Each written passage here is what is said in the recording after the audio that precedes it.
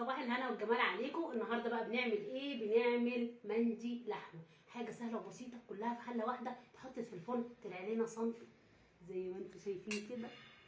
رز ده انتم شايفينه كده، حبات مخاصمه بعضها بالشكل ده، ومفلفل مستوي في الفرن. بصوا كمان ده يبقى عملناه ازاي وكانت مقاديره ايه. تعالوا مع بعض نشوف المقادير بتاعت مندي اللحمه النهارده عملناه ازاي، معمول في الفرن في حله واحده. نشوف مع بعض، يلا بينا. معانا في مقادير المندي اللحمه بصل، معلقه كبيره توم، فلفل حامي ممكن استغنى عنه، طماطم مكعبات، فلفل رومي اخضر، معلقتين صلصه طماطم، 5 كوبايات رز بسمتي منقوع نص ساعه ومتصفي، ومعانا توابلنا ملح لومي فلفل اسود، حبهان بودر لورا بودر قرفه ماجي، زعفران، معانا كمان قرنفل، ومعانا لحمه مسلوقه طبعا. وكل المقادير دي كلها هنجمعها في حله واحده، وهي حله نيوكلاين، وجايباها من برايت هاوس زي ما انتوا شايفين كده عشان ما يلزقش فيها. بس اوعوا تنسوا قبل ما نحطها في الفرن تشيلوا الايدين السيليكون بتاعتها. هحط البصل مع الثوم، وكمان هروح حط عليه التوابل بتاعتنا كلها، ملح وفلفل اسود وكل التوابل بتاعتنا، وهسيب اللومي في الاخر علشان كل ده انا عايزه ادعكه كويس جدا زي ما انتوا شايفين كده. ممكن نحط ماجي بودر وممكن نستغنى عنها لو ما بتحبهاش. ادعك ده كله كويس جدا كده علشان ادبلهم بالشكل الجميل ده. شدوا حيلكوا كده يلا. وهحط معاهم كمان اللومي، وادي الطماطم وصلصة الطماطم عشان تدينا لون حلو كده جميل للمندي، فلفل الرومي والفلفل السبايسي اللي مشطشط خالص، وكمان زودت معلقتين من الزيت عشان الرزاية تطلع مفلفلة وحلوة معانا. وهقلب كل الالوان الجميلة والمكونات الحلوة دي كلها كده مع بعضها. يا سلام يا سلام، بصوا الخلطة تتاكل نية، الله عليها، بصوا اللون ما شاء الله. نخلطها كويس كده، وارجع بعد كده اروح حاطه الرز عليها اللي احنا غسلناه وصفيناه بالشكل ده كده، وابدا اخلط كل المكونات دي كلها مع بعضها علشان الرز يتشرب من التوابل الحلوه اللي احنا حطيناها. بصوا بقى لما يتقلب كله مع بعضه كده هيبقى لون الرزايه تحفه بالشكل اللي انتوا شايفينه ده. طبعا انا محضره الميه المغليه 5 كوبايات من الرز، عامله عليهم 10 كوبايات ميه مغليه. واوعوا تنسوا انها لازم تكون مغليه علشان تستوي معانا كويس. ادي الخلطه اهي عملت كلها مع الرز. واروح جايبه الحله الحلوه من نيوكلاين، جبتها من برايز هاوس زي ما قلت لكم. هنزل لكم لينك الصفحه بتاعتهم، عندهم حاجات حلوه قوي.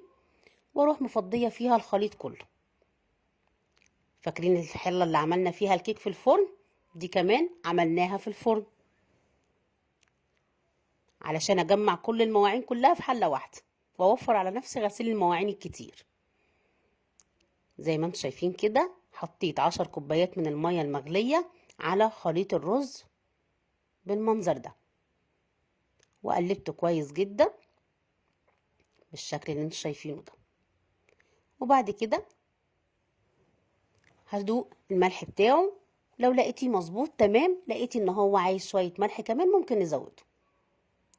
ورحت جايبه الشبكه الحلوه الصغننه دي، ورحت رص عليها اللحمه المسلوقه. طب يا نونا لو ما عنديش الشبكه دي اعمل ايه؟ ما فيهاش اي مشكله يا ست الكل. هنروح حاطين الفويل، واروح حاطه عليه اللحمه، وبعد كده اروح حاطه فويل تاني من فوق. رصيت كميه اللحمه كده. الفرن عندي شغال على درجه حراره 180. اوعوا تنسوا ان الميه تكون سخنه، ومش سخنه بس، لا مغليه كمان. اقفل بقى بالفويل كده، واروح حطاه في الفرن في الشبكه الوسطانيه. واوعوا تنسوا تشيلوا الايدين بتاعه الحله. اقفل فويل واحط بقى في الشبكه اللي في النص درجه حراره 180، وبسيبه لمده حوالي من نص ساعه لساعه الا ربع. وبعد كده برفع الفويل من عليه واشوف شكله هيبقى عامل ازاي، واشوف استوى الرز معانا ولا لا. لقيت ان هو عايز شويه كمان، برجع ان انا اقفل عليه الفويل واسيبه تاني. طبقتين من الفويل كده علشان الحراره تبقى مكتومه من جوه ويستوي يبقى زي الفل. خلاص كده نروح حاطينه في الفرن، ونرجع بعد كده بعد ما عدت الساعه الا ربع طلعناه بالمنظر ده. الله اكبر عليه. جبت فحمايه ولعتها وحطيتها كده في وسط اللحمه.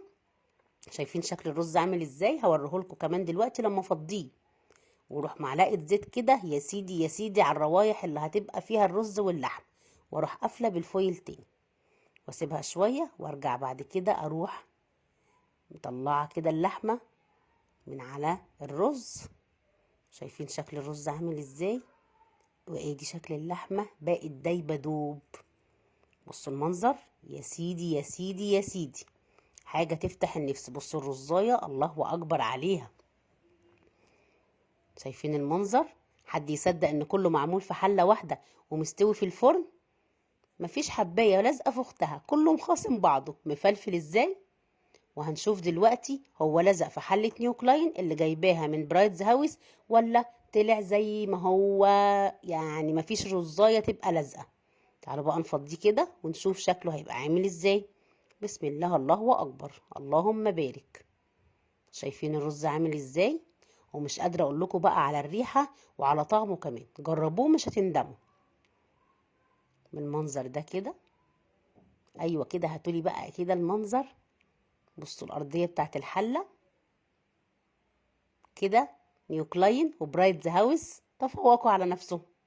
تاني اختبار اعمله معاهم، او تاني حاجه اتحداهم فيها وفعلا يكسبوا معايا الرهان. شايفين ولا رزايه لازقه في الحله بالشكل ده كده؟ عايزه اقول لكم ريحته هايله وطعمه في منتهى الجمال. استحاله تعمليه في عزومه وحد يختلف عليه. واروح رص عليه اللحمه من فوق كده، وممكن تقدميه بالفحميه وممكن لا. بالشكل ده كده.